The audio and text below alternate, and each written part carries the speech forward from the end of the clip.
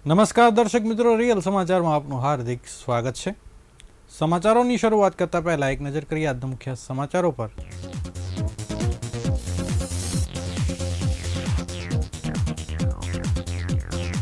Surat police દ્વારા parade ground ખાતે 79માં સ્વાતંત્ર્ય પર્વની ઉજવણી કરાઈ।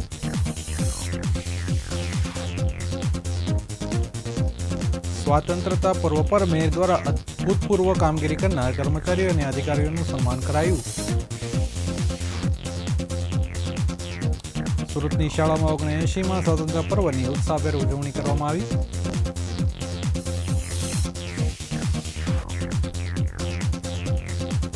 ગ્રીન વોલ એન્ટરપ્રાઇઝનો ભાગીદાર ફરાર થઈ જતા લોકોના કરોડો રૂપિયા ફસાયા। મોટા વરાછા વિસ્તારમાં એક અંગત દાવતના કારણે યુવક પર જીવલેણ હુમલો કરાયો।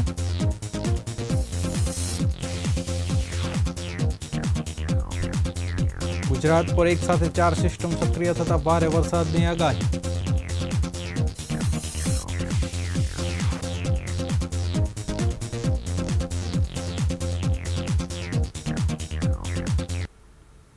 સમાચાર વિગતવાર જોઈએ। સુરત સિટી પોલીસ દ્વારા સ્વતંત્રતા દિવસની ઉજવણી કરી પોલીસ પરેડ અઠવા લાઇન્સ ખાતે કરવામાં આવી હતી। આઝાદીના અમૃત મહોત્સવ અંતર્ગત આયોજિત આ કાર્યક્રમમાં સુરત શહેરના પોલીસ કમિશનર અનુપમસિંહ ગેહલોત મુખ્ય અતિથિ તરીકે ઉપસ્થિત રહ્યા હતા અને ધ્વજવંદન કર્યું હતું। આ પ્રસંગે પરેડ અને સાંસ્કૃતિક કાર્યક્રમોનું આયોજન કરવામાં આવ્યું હતું, જેમાં પોલીસ અધિકારીઓ, કર્મચારીઓ અને શહેરના નાગરિકો મોટી સંખ્યામાં જોડાયા હતા। કાર્યક્રમને સંબોધતા પોલીસ કમિશનર અનુપમસિંહ ગેહલોતે સુરત પોલીસની વર્ષ દરમિયાન કામગીરીની પ્રશંસા કરી હતી। તેમણે જણાવ્યું હતું કે ગુનાઓને ડિટેક્ટ કરવામાં સુરત પોલીસ સતત અગ્રેસર રહે છે। તેમણે રાષ્ટ્રપતિ તરફથી સન્માનિત થયેલા ગુજરાતના 21 પોલીસ કર્મચારીઓમાંથી 6 સુરતના હોવાનો ઉલ્લેખ કરી ગૌરવ વ્યક્ત કર્યું હતું। કમિશનરે ટ્રાફિક સમસ્યા અંગે ખાસ વાત કરી। તેમણે યાદ અપાવ્યું કે ગયા વર્ષે 15 ઓગસ્ટના રોજ ટ્રાફિક સમસ્યા પર ચર્ચા થઈ હતી અને ત્યારબાદ હેલ્મેટ અને ટ્રાફિક નિયમોનું પાલન કરવા માટે ઝુંબેશ શરૂ કરવામાં આવી હતી। તેમણે જણાવ્યું કે આ ઝુંબેશને સુરતની જનતાનું સમર્થન મળ્યું છે, જેના પરિણામે હેડ ઇન્જરીના કેસોમાં 30% ઘટાડો થયો છે અને જીવલેણ અકસ્માતોની સંખ્યા પણ ઘટી છે। આ આંકડા સુરતની જનતાની જાગૃતિ અને સહકારને આભારી છે।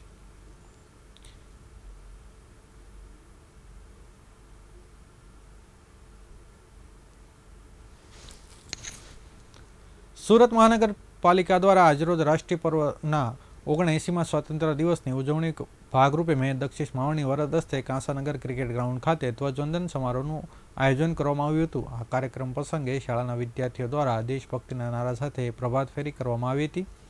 ત્યારબાદ મેયર દક્ષિશ માવણીએ ડીજેના તાલ સાથે 30 two wheeler, 10 balancing wheel police અને 1 ડેકોરેટિવ ટેબ્લો અને 1 ટેબ્લો 3 વિન્ટેજ કારના કાફલા સાથે આગમન કરી ધ્વજવંદન કર્યું હતું। તેમજ સુરત મહાનગરપાલિકા આયોજિત વિવિધ સ્પર્ધા વિજેતાઓનું સન્માન, વિશિષ્ટ પ્રશંસનીય કામગીરી કરનાર ઝોનની 24 ટીમ, 23 અધિકારીઓ અને કર્મચારીઓને ઇનામ અને પ્રશંસાપત્ર આપ્યા હતા।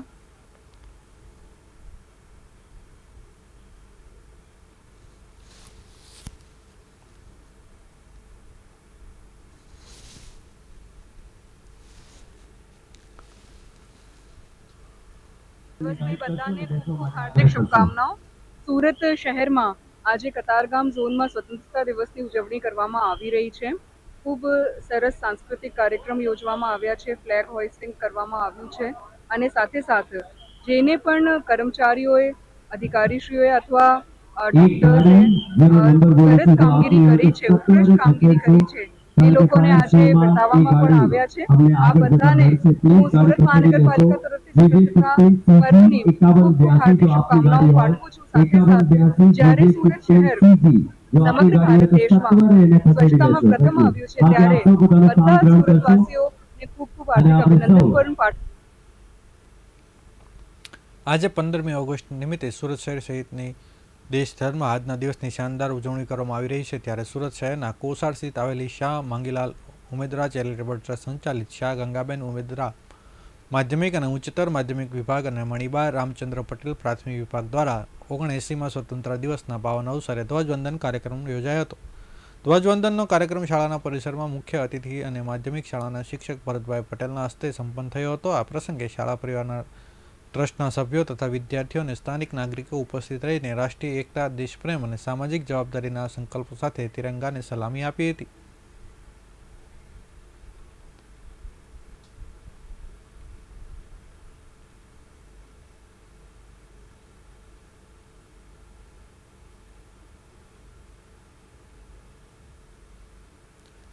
15 ઓગસ્ટ એ સુરત દેશભક્તિના રંગે રંગાયું છે, ત્યારે દેશભક્તિ અને સામાજિક સંદેશાથી ભરપૂર એક અનોખી ઉજવણીનો સાક્ષી સુરત શહેર બન્યું છે.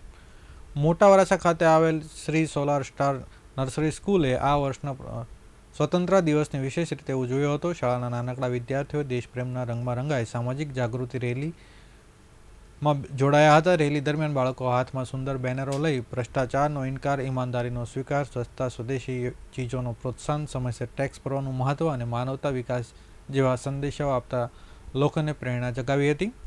આ રેલી આસપાસની સોસાયટીઓ અને બિલ્ડિંગ્સમાં પહોંચી હતી, જેમાં વિદ્યાર્થીઓએ દેશભક્તિથી ભરપૂર નૃત્ય પ્રસ્તુત કરી અને ધ્વજવંદન કરી તિરંગાને સલામી આપી હતી. કાર્યક્રમ દરમિયાન આસપાસના રહેવાસીઓ પણ મોટી સંખ્યામાં જોડાયા હતા.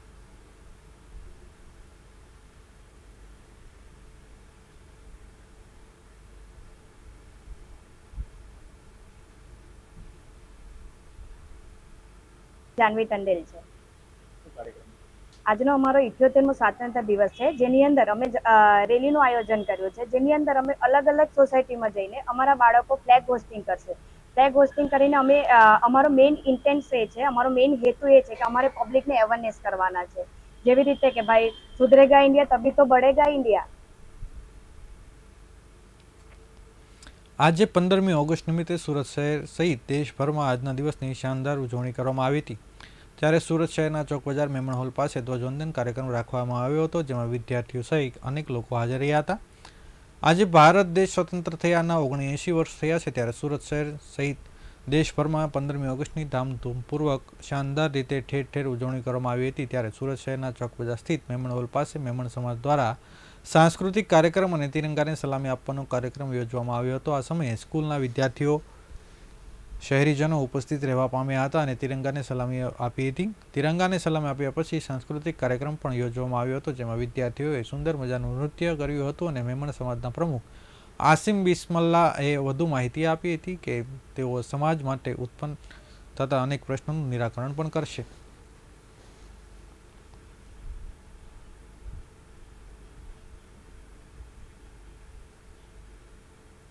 જમાત એસોસિએશન તરફથી સ્વતંત્ર દિવસે એક આ પ્રોગ્રામ કરવામાં આવે છે અને ઘણી સંખ્યામાં લોકો અહીંયા ઘણા ઉત્સાહની સાથે ઉપસ્થિત રહે છે અને આ પૂર્વની જે ઉજવણી કરવામાં આવે છે, જેવી રીતે કે દિવાળી અને રમઝાન ઈદ હોય, એનાથી વધારે ખુશી આ દિવસે લોકોને થાય છે.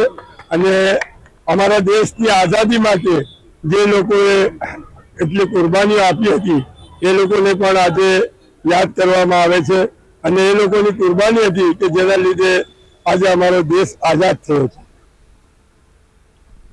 સુરતમાં શેર બજારમાં રોકાણ કરાવવાના નામે લોકો પાસેથી 100 કરોડથી વધુની રકમ લીધા બાદ ભાગી છૂટતા લોકોએ ઓફિસ પર હોબાળો મચાવ્યો હતો. તેમાં સુરત પોલીસ કમિશનર કચેરીએ આ અંગે રજૂઆત કરી હતી. જોકે કંપનીના 2 પાર્ટનર પૈકી એક ભાગી છૂટ્યો હોવાની વિગતો જાણવા મળી છે, જેની ફરિયાદ ઇકો સેલને મળતા પોલીસે એક આરોપીને પકડી પાડ્યો છે. સુરત મજોરા ગેટ આઈટીસી બિલ્ડિંગમાં ચોથા માળ પર શેર બજારના ટ્રેડિંગની ઓફિસ ધરાવનારને લોકો પાસે 100 કરોડથી વધુની રકમ લીધા બાદ અચાનક જ ગાયબ થઈ જતા રોકાણકારોએ રાતા પાણીએ રડવાનો વારો આવ્યો છે. કારણ કે તેને રોકાણકારો પાસેથી જે પણ નાણાં લીધા હતા તેમાં દર મહિને 3% સુધીનું વ્યાજ આપતો હતો. છેલ્લા કેટલાય વર્ષોથી આ રીતે લોકો પાસેથી વ્યાજે નાણાં લઈને તે નાણાં શેરબજારમાં રોકીને સારી એવી કમાણી પણ કરતો હોવાનું જાણવા મળી રહ્યું છે. પરંતુ છેલ્લા એકાદ વર્ષથી તે ડેલ્ટા ટ્રેડિંગમાં પડી ગયો હતો. તેમાં હેઝિંગ કરીને રોકાણકારો પાસેથી લીધેલા નાણાંનું રોકાણ કરાવતો હતો. જોકે છેલ્લા 3 મહિનાથી તેને ખોટ જતાં રોકાણકારો વ્યાજની રકમ પણ ચૂકવવાનું બંધ કરી દીધું હોવાની વિગતો જાણવા મળી છે. જ્યારે છેલ્લા 1-2 દિવસથી તો ઓફિસ પરથી જ ગાયબ થઈ જતા લોકોએ ઓફિસ પર જઈને ભારે હોબાળો મચાવ્યો હોવાની પણ હકીકતો જાણવા મળી છે. ત્યારબાદ રોકાણકારોએ નાણાં પરત મેળવવા પોલીસ કમિશનરને રજૂઆત કરી હતી. જોકે શેરબજારમાં કરવામાં આવતા ડબ્બા ટ્રેડિંગમાં અનેક લોકો નાણાં ગુમાવ્યાના કિસ્સા બહાર આવતા હોય છે. જ્યારે લોકો પાસેથી નાણાં લઈને શેરબજારમાં જ રોકાણ કરીને લોકોને નવડાવ્યા હોવાનો કિસ્સા ઘણા લાંબા સમય બાદ બહાર આવ્યો છે.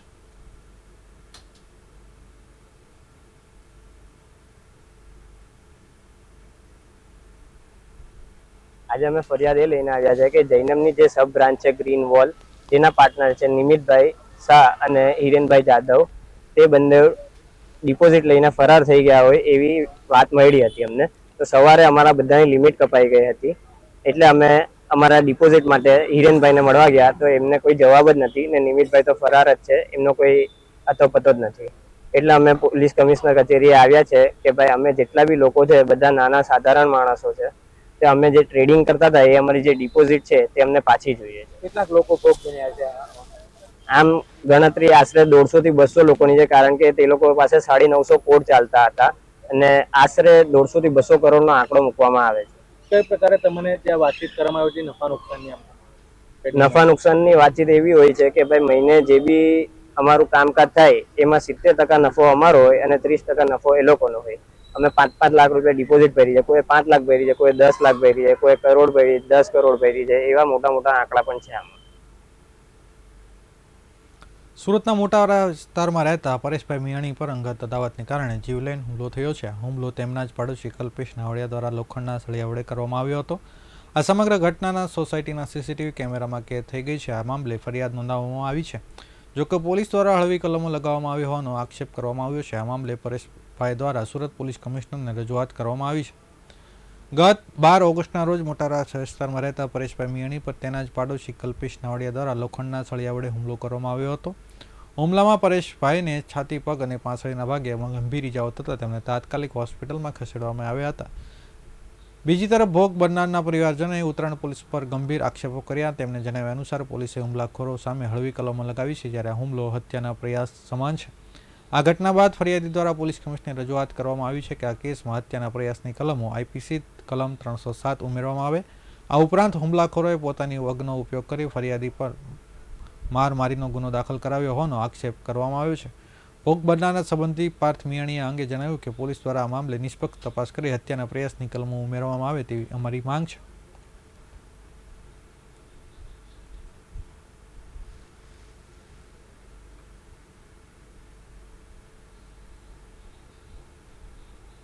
અમારા કાકા છે પરેશભાઈ, એ જયારે સવારે ઓફિસ જવા માટે ઘરેથી 8 વાગે નીકળ્યા હતા, 12 તારીખ હતી ત્યારે આ કલ્પેશભાઈ નાવડિયા કરી એમની બાજુમાં રહે છે, જે પાડોશી છે, એમને એની ઉપર જીવલેણ હુમલો કરેલો હતો લોખંડના સળિયા વડે. કઈ રીતની મારામારી થઈ છે અને શા કારણે થઈ? મારામારીમાં એવું છે કે એ જૂની અદાવત રાખી છે એમની પાસે, જૂની અદાવત એના બેસ ઉપરથી એમને પાછી મારામારી આપણી ઉપર જીવલેણ હુમલો કર્યો. એ લોખંડના પાઇપ વડે કર્યો હતો અને પહેલો ફટકો એમને ટ્રાય કરી એમના માથા ઉપર માર્યો, એમના હાથ વચ્ચે નાખતા એમનો જીવ બચી ગયો હતો. બીજો ફટકો એમને માર્યો એમના કમરના ભાગ ઉપર, અને ત્યાંથી ભાગતા ઘરે જતા હતા ત્યારે ત્રીજો ફટકો એના પગ ઉપર માર્યો હતો. પોલીસ કમિશનર અમારી સાહેબ એ લોકો પાસે એવી માંગણી છે કે 307ની જે ધારા લાગવી પડે એ આપણા કેસમાં લગાવી. એ લોકો સામાન્ય મારામારીની કલમ લગાવીને એફઆઈઆર દર્જ કરેલી છે. બાકી આ રીતે જો જીવલેણ હુમલા થતા તો આપણે અહીંયા સુરક્ષિત નથી એવો અમને અનુભવ થાય છે અત્યારે. અને બીજો પ્રશ્ન એ હતો કે આપણી ઉપર એ લોકોએ પાછી ક્રોસ એફઆઈઆર આપણી ઉપર ખોટી એફઆઈઆર મૂકેલી કે આ ભાઈ અમને કે મારવાની ધમકી આ બધું આપેલું હતું, જે એના સીસીટીવી ફૂટેજ આપણી પાસે રેગ્યુલર આપણી પાસે પડ્યા છે, જે ભાઈ હુમલો કર્યો હતો એના એવું છે કે રાજ્યમાં છેલ્લા કેટલાય દિવસોમાં મેઘવિરામ બાદ ભારેથી અતિભારે વરસાદની આગાહી કરવામાં આવી છે. રાજ્યમાં વરસાદ ખેંચી લાવે તેવી એક સાથે 4 સિસ્ટમ સક્રિય થઈ છે, જેના કારણે રાજ્યમાં વરસાદી માહોલ છવાશે. શ્રાવણ મહિનાના અંતમાં વરસાદનો જોરદાર રાઉન્ડ જોવા મળશે. 17મીથી દક્ષિણ ગુજરાત અને સૌરાષ્ટ્ર જિલ્લામાં ઓરેન્જ એલર્ટ જાહેર કરાયું છે. બંગાળની ખાડીમાં સર્જાયેલ લો પ્રેશર ગુજરાત તરફ આગળ વધશે. હાલમાં બંગાળની ખાડીમાં અપર એર સાયક્લોનિક સર્ક્યુલેશન સાથે લો પ્રેશર સક્રિય થયું છે, જે 48 કલાકમાં આગળ વધી ગુજરાતના વિવિધ વિસ્તારો સુધી પહોંચશે. તેમજ એક મોન્સૂન ટ્રફની સિસ્ટમનો છેડો નીચે આવેલી રાજસ્થાન, ઉત્તર અને મધ્યપ્રદેશ સરહદી વિસ્તાર સુધી પહોંચશે. આ ઉપરાંત વાતાવરણના મધ્ય લેવલે પણ એક ટ્રફ સિસ્ટમની સક્રિય થઈ છે. રાજ્યના આજથી છૂટાછવાયેલા સ્થળો પર વરસાદી ઝાપટા શરૂ થઈ ચૂક્યા છે. હવામાન વિભાગે આગામી 7 દિવસ રાજ્યના જુદા જુદા ભાગોમાં ભારેથી અતિભારે વરસાદની આગાહી કરી છે. ખાસ કરીને 18 થી 20 ઓગસ્ટ દરમિયાન ઓરેન્જ એલર્ટ જાહેર કરવામાં આવ્યું છે. હવામાન વિભાગની આગાહી મુજબ આજે ગુજરાતના દક્ષિણ અને ઉત્તર ભાગોમાં ભારે વરસાદ પડી શકે છે.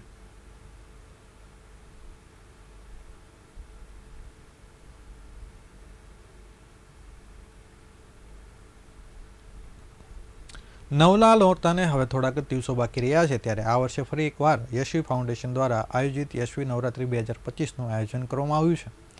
ત્યારે યશવી નવરાત્રી 2025ની માહિતી આપવા માટે યશવી ફાઉન્ડેશન દ્વારા પત્રકાર પરિષદ યોજવામાં આવી હતી, જેમાંથી યશવી ફાઉન્ડેશનના ઓનર એ જણાવ્યું કે યશવી નવરાત્રી ખાસ ભક્તિની સાથે સેવાની સુવાસ પડે છે. વર્ષ 2024માં પણ યશવી નવરાત્રી સેવાકીય હેતુ માટે કરવામાં આવી હતી અને આ વર્ષે પણ યશવી નવરાત્રી 2025નું આયોજન કેન્સર પીડિતોની મદદ કરવાના હેતુથી કરાયું છે.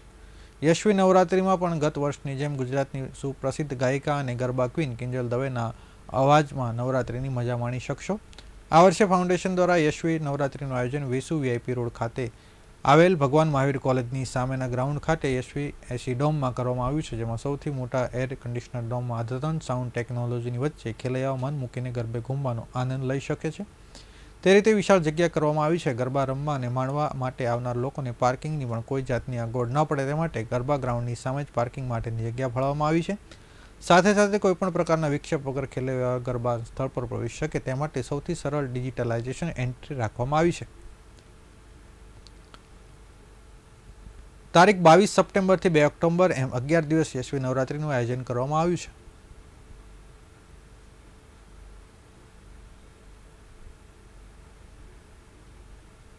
સુરત ગયા વર્ષે તમારો જે પ્રેમ મને મળ્યો એના કારણે ફરીથી એકવાર યશવી નવરાત્રી 2025માં એકવાર ફરીથી સુરતી લાલાઓને ગરબે રમાડવા માટે હું આવી રહી છું.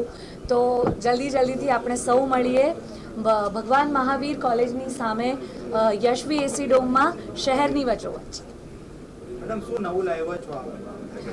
નવું તો યશવી ગ્રુપ છે એટલે કંઈકનું કંઈક આવતું જ રહેશે, પણ ગરબા છે એટલે આમ કેવું હોય ને કે ગરબામાં ઘણું નવું પણ લોકોને પચતું નથી હોતું અને ગરબાની ઓથેન્ટિસિટી વધારે લોકો પસંદ કરતા હોય છે. છતાં પણ કંઈક ને કંઈક એવી ક્રિએટિવિટી અમે સૌ મળીને ગીતોમાં અને એમ્બિયન્સમાં અને જે ડોમની જે વાઇબ હશે એમાં આપણે આ વખતે ઘણું ગયા વર્ષ કરતાં ઘણું નવું જોવા મળશે. જય. સમાચારો પૂર્ણ કરતા પહેલા ફરી એક વખત નજર કરીએ આજના મુખ્ય સમાચારો પર.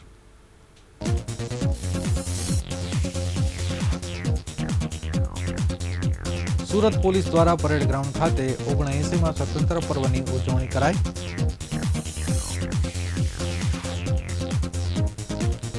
સ્વતંત્રતા પર્વ પર મેયર દ્વારા એસએમસીમાં અદ્ભુત કામગીરી કરનાર કર્મચારીઓ અને અધિકારીઓનું સન્માન કરાયું. સુરતની શાળાઓમાં 79માં સ્વાતંત્ર્ય પર્વની ઉત્સાહભેર ઉજવણી કરવામાં આવી.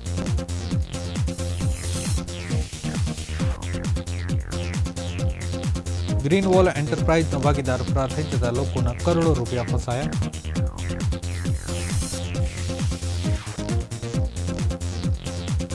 મોટા વરાછા વિસ્તારમાં એક અંગત અદાવતને કારણે યુવક પર જીવલેણ હુમલો.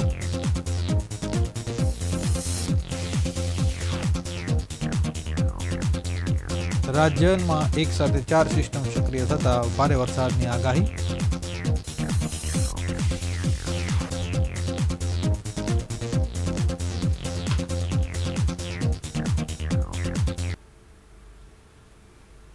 આ હતા અત્યાર સુધીના રિયલ સમાચાર. નવા સમાચારો સાથે ફરીથી મળીશું. ત્યાં સુધી રજા આપશો. નમસ્કાર.